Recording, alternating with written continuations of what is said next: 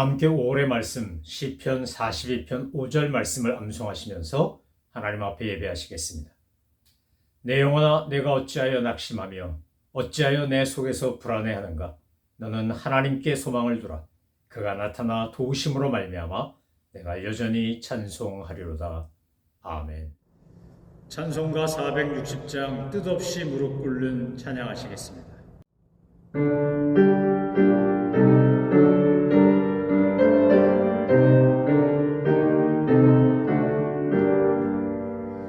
뜻없이 무릎 꿇는 그 복종함이요 운명에 맡겨 사는 그 생활 아니라 우리의 믿음 치솟아 독수리 날듯이 주 뜻이 외치며 사나니 약한 자 힘 주시고 강한 자 바르게 추한 자 정케하니 주님의 뜻이라. 해 아래 압박 있는 곳 주거니 계셔서 그 팔로 막아주시어 정의가 사나니. 아멘. 하나님께서 오늘 우리에게 주신 말씀은 에스겔 32장입니다.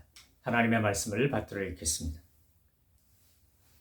12째 해 12째 달 초하루에 여호와의 말씀이 내게 임하여 이르시되 인자야 너는 애굽의 바로 왕에 대하여 슬픈 노래를 불러 그에게 이르라. 너를 여러 나라에서 사자로 생각하였더니 실상은 바다 가운데 큰 악어라.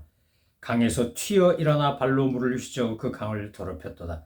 주 여호와께서 이같이 말씀하셨느니라. 내가 많은 백성의 무리를 거느리고 내 그물을 네 위에 치고 그 그물로 너를 끌어오리로다.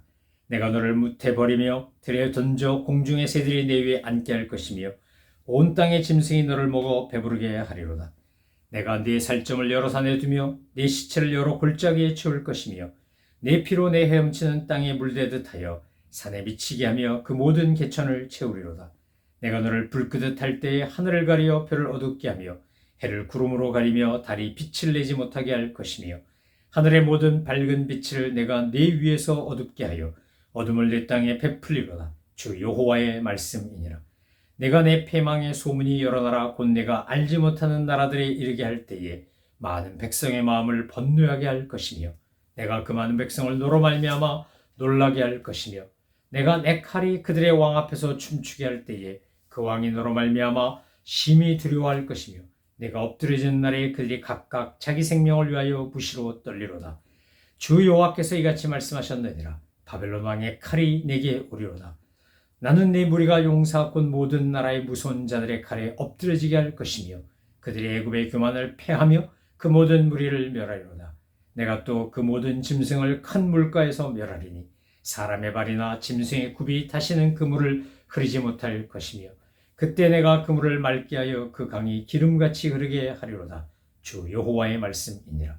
내가 애굽 땅이 황폐하여 사막이 되게 하여 거기에 풍성한 것이 없게 할 것이며 그 가운데 모든 주민을 치리니 내가 여호와인 줄을 그들이 알리라.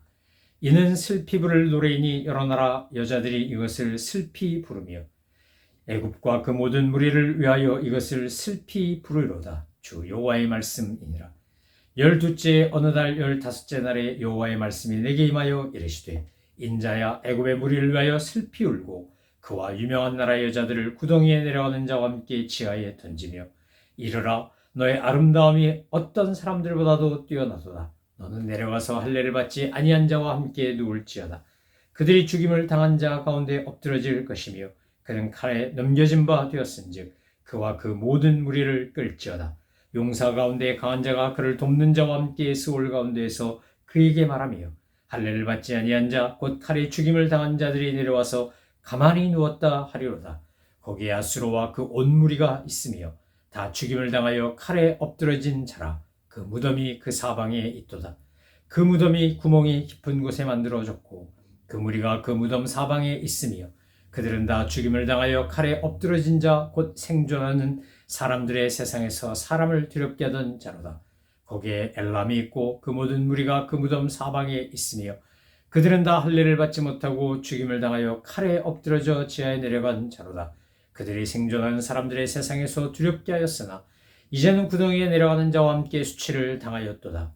그와 그 모든 무리를 위하여 죽임을 당한 자 가운데 침상을 놓았고 그 여러 무덤은 사방에 있으며 그들은 다 할례를 받지 못하고 칼에 죽임을 당한 자로다. 그들이 생존하는 사람들의 세상에서 두렵게 하였으나 이제는 구덩이에 내려가는 자와 함께 수치를 당하고 죽임을 당한 자 가운데에 뉘었도다. 거기에 메색과 두발과 그 모든 무리가 있고 그 여러 무덤은 사방에 있으며 그들은 다 할례를 받지 못하고 칼에 죽임을 당한 자로다. 그들이 생존하는 사람들의 세상에서 두렵게 하였으나 그들이 할례를 받지 못한 자 가운데 이미 엎드러진 용사와 함께 누운 것이 마땅하지 아니하냐.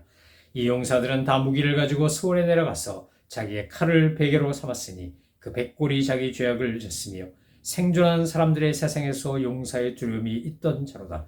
오직 너는 할례를 받지 못한 자와 함께 패망할 것이며 칼에 죽임을 당한 자와 함께 누우리로다. 거기에 에돔 곧 그 왕들과 그 모든 고관이 있으며 그들이 강성하였었으나 칼에 죽임을 당한 자와 함께 있겠고 할례를 받지 못하고 구덩이에 내려간 자와 함께 누우리로다. 과거에 죽임을 당한 자와 함께 내려간 북쪽 모든 방백과 모든 시돈 사람이 있으며 그들이 본래는 강성하였으므로 두렵게 하였으나 이제는 부끄러움을 품고 할례를 받지 못하고 칼에 죽임을 당한 자와 함께 누웠고 구덩이에 내려가는 자와 함께 수치를 당하였도다.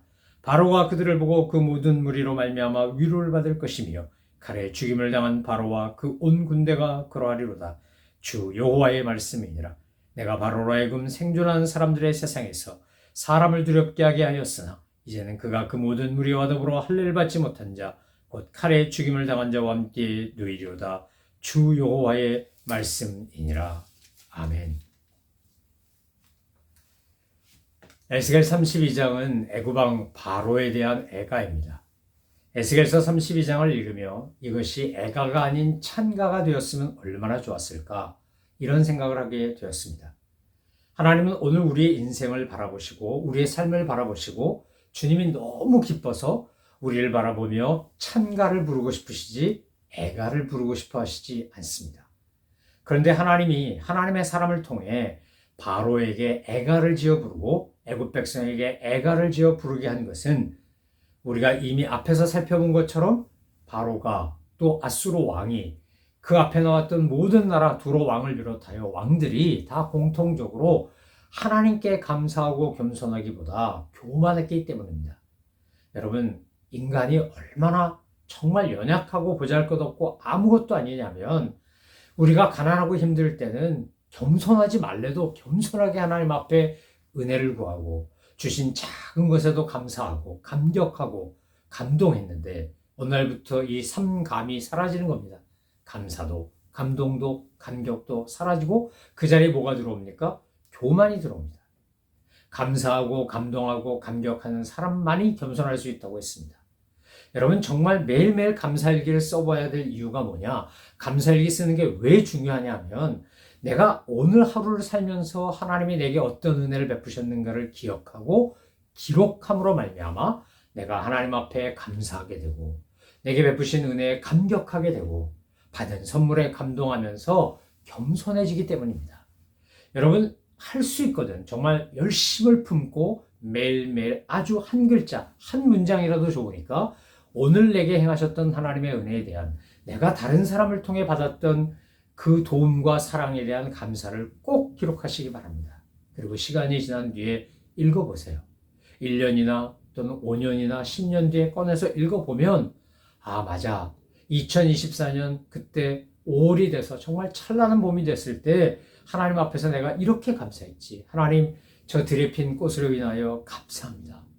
내가 후각이 살아있어서 꽃향기를 맡을 수 있고 내가 시력이 있어서 꽃을 볼 수 있고 내가 청력이 있어서 바람 소리를 들을 수 있으니 얼마나 감사한지요.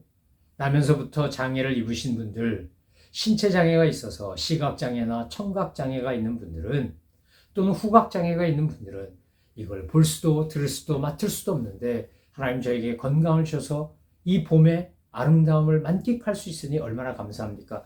이런 작은 감사부터 시작해서 큰 감사에 이르기까지, 아니 어쩌면 우리가 건강을 가지고 살아가면서 누릴 수 있는 게 더 큰 감사일 수도 있죠. 하나님 앞에 감사할 줄 알아야, 감격하고 감동할 줄 알아야 겸손하고, 하나님은 겸손한 자를 복주시지 교만한 자를 복주시는 법이 없습니다. 여러분, 이 바로가, 이 호르바가 정말 가진 게 많았고 힘이 있었습니다. 그런데 그는 그래서 하나님이 심판의 도구로 바벨론의 느부갓네살 왕을 통해 애굽을 치겠다고 하실 때 그것을 우습게 여겼습니다. 사실 애굽은 이미 하나님의 징계를 먼저 경험하지 않았습니까? 모세를 통해서 이스라엘 백성들을 출애굽시킬 때 그들은 열지양을 비롯하여 홍해가 갈라지고 다시 합쳐지는 과정에서 자기들이 자랑하던 엄청난 기마 부대, 요즘식으로 말하면 기갑사단을 다 잃어버린 겁니다. 그럼에도 불구하고 여전히 자기들이 가진 것, 하나님이 주신 것임에도 불구하고 감사하기보다는 자랑하고 교만했기 때문에 결국 그들은 느부갓네살에 의해서 초토화되고 완전히 무너지고 쑥대밭이 되고 맙니다.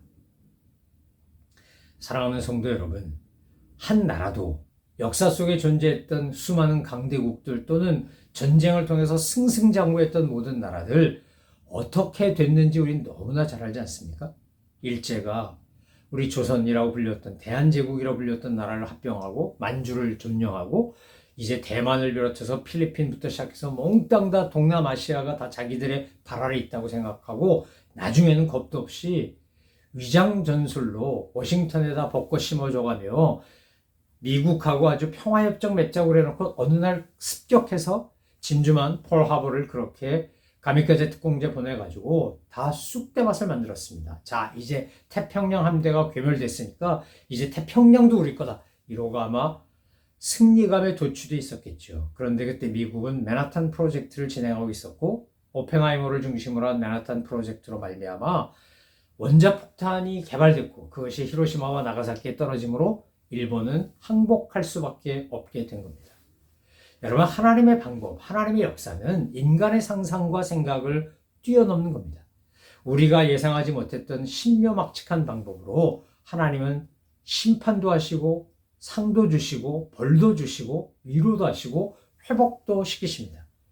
에스겔서 32장까지가 이제 심판의 예언이고 이제 내일 살펴볼 33장은 회복의 메시지입니다. 그런데 32장에서 에스겔을 통해 하나님의 애굽 왕 바로를 뭐라고 비유하는 겁니까? 너는 큰 악어라는 겁니다. 큰 악, 물을 흩트리고 괴롭히고, 그런데 내가 그 악어를 그물로 잡아서 무태다 던져놓으면 이제 새가 와서 짐승들이 와서 뜯어먹을 거다. 오늘 말씀하신 것처럼 애굽은 정말 바벨론에 의해서 몰락하고 나중에 지금의 이집트도 예전에 애굽 같은 그런 강성한 나라가 아니지 않습니까? 결국 외적의 침입을 받고 시달림을 받고 나세라든지 사다트라든지 그런 지도자들이, 정치 지도자들이 나라를 세우려고 했지만 결국 이집트는 지금도 개발도상국을 벗어나지 못한 채 살고 있는 비참한 현실입니다. 물론 애굽은, 이집트는 지금도 아랍 국가 중에서는 그래도 민주적이고 발전하는 나라라고 할 수 있지만 그 예전에 강성했던 애굽, 그 이집트 왕조를 회복하지 못하고 있습니다. 여러분, 하나님께서 함께 하시지 않으면, 하나님께서 도와주시지 않으면 그러면 아무리 힘이 있던 것도 다 무너지게 되어 있고, 하나님이 함께 하시면 보잘것없는 사람도 주님께서 귀하게 쓰시고 놀랍게 역사할 수 있는 겁니다. 우리가 정말 믿는 것은 무엇인가요? 저와 여러분은 뭘 의지하고 사나요? 바로는 군사력, 경제력, 저 나일강 내 거야, 내가 만들어서 이렇게 교만한 소리 하지 않았습니까? 그리고 자신만만했지만 결국 느부갓네살에 의해서 멸망당하고 맙니다. 일제가 그렇게 펄하버 공격하고 태평양 함대 괴멸시키면서 승승장구할 것처럼 생각했습니다. 히틀러가 파죽지세로 막 프랑스도 점령하고 폴란드도 점령하고 다 점령하고 이제 유럽은 다 내 거야 그랬는데 결국 미국이 참전하면서 노르망디 상륙작전이 성공하면서 그러면서 결국 히틀러는 자살로 생을 끝내지 않습니까? 하나님 앞에서 교만한 사람, 나라, 뭐 어떤 것이 되었든지 간에 이것은 다 멸망당할 수밖에 없습니다. 17절 이하의 말씀에 보면 애굽을 도왔고 애굽과 함께했던 그 많은 나라들, 그 이야기들이 다 나옵니다. 어떻게 된다고요? 다 그들은 죽은 자들의 세계로 떨어지고 만다는 겁니다. 사랑하는 성도 여러분, 에스겔서 32장까지 참 불편하고 힘든 심판 예언의 말씀을 우리가 계속 묵상해 왔는데, 결국 이 32장까지의 말씀에서 에스겔을 통해 하나님이 계속해서 반복적으로 강조한 것이 무엇입니까? 내가 네 힘을 자랑하느냐? 내가 너에게 준 것을 뽐내고 으스대고 그것을 믿고 의지하느냐? 그렇다면 너는 망하게 될 것이다. 교만한 자, 패악한 자, 우상 숭배하는 자, 도덕적으로 사회적으로 불의하고 타락한 자는 반드시 심판한다. 그게 유다가 됐든 이방 나라가 됐든 하나님은 반드시 심판하신다고 말씀하셨고 정말 심판을 받은 겁니다. 사랑하는 성도 여러분, 우리가 심판받지 않고 하나님의 은혜와 복을 누리는 방법 계속해서 반복하여 강조하지만, 하나님이 주신 은혜에 감사하고 겸손하고 나에게 주신 것, 그것이 물질이 됐든 지식이 됐든 은사가 됐든 경험이 됐든 심지어 실패한 쓰라린 경험조차 다음 세대와 다른 사람들에게 유익한 밑거름이 되도록 내가 그렇게 섬기는 청지기가 될 때 우리는 하나님의 은혜와 복을 누릴 수 있는 겁니다. 하나님은 이제 33장부터 이스라엘 백성들을 회복시키십니다. 그들을 하나님이 약속하셨던 가나안 땅으로 돌아가게 하시고 그곳에서 새로운 나라를 이끌어가도록 세워가도록 은혜를 허락하여 주십니다. 하나님은 저와 여러분을 사랑하시고 선택하셨고 하나님의 자녀로 삼으셨기 때문에 우리가 회개하고 돌이키면 언제든지 하나님은 우리를 회복시키시는 분입니다. 사랑하는 성도 여러분, 우리가 살면서 알게 모르게 지은 죄가 있고 무엇보다도 교만의 죄를 지었다면, 그 어떤 것보다도 패역하고 범죄했다면 우리 하나님 앞에 겸손하게 은혜를 구하며 회개하고 주님 앞에 돌이키십시다. 호세아 선지자가 그토록 외쳤던 것처럼 여호와께 돌아가자, 여호와께 돌아오라, 그가 비록 치셨으나 싸매 주실 것이라고 그렇게 외쳤던 것처럼 우리가 주님을 찾고 주님 앞에 나아가면 하나님은 우리를 통해서 새로운 역사를 만드시고 하나님의 놀라운 은혜를 베풀어 주실 것입니다. 오늘 이 은혜가, 이 놀라운 은총이, 치유와 회복의 역사가 우리에게도 경험되고 치유와 회복이 필요한 사람들에게도 이 은혜가 경험될 수 있도록 내가 도구 역할을 하는 그런 은혜로운 하나님의 사람들 되셔서 주님 앞에 섰을 때 우리가 그토록 바라고 기대하고 소망하는 착하고 충성된 종아, 작은 일에 충성하였으니 내가 너에게 큰 것을 맡기겠다라고 하는 하나님이, 예수님이 두 팔 벌려 달려나와 우리를 얼싸안고 환영해 주시는 그런 은혜를 경험할 수 있는, 날마다 오늘도 칭찬하시며 인정하신 주님의 격려의 메시지를 드리며 용기를 내 힘을 내어 주님의 원하시는 삶을 향해 나아가는 우리 모두가 되기를 주님의 이름으로 축원합니다. 기도하겠습니다. 하나님 아버지 감사합니다. 오늘도 내일도 변함없이 겸손하게 감사하고 감동하고 감격하면서 주님이 원하시는 청지기로서의 삶, 주님이 원하시는 거룩한 도구와 백성으로서의 삶, 하나님 나라가 되는 택한 족속으로 살아가는 저희들 다 되게 하여 주옵소서. 그래서 세상이 우리로 말미암아 수지맞고 우리로 말미암아 복받고 우리 때문에 살만나고 우리로 인해서 새로워지는 그런 거룩한 주님의 도구들로 사용하여 주시옵소서. 감사드리며 예수 그리스도의 이름으로 기도 올려옵나이다. 아멘. 하늘에 계신 우리 아버지, 아버지의 이름을 거룩하게 하시며 아버지의 나라가 오게 하시며 아버지의 뜻이 하늘에서와 같이 땅에서도 이루어지게 하소서. 오늘 우리에게 일용할 양식을 주시고 우리가 우리에게 잘못한 사람을 용서하여 준 것 같이 우리 죄를 용서하여 주시고 우리를 시험에 빠지지 않게 하시고 악에서 구하소서. 나라와 권능과 영광이 영원히 아버지의 것입니다.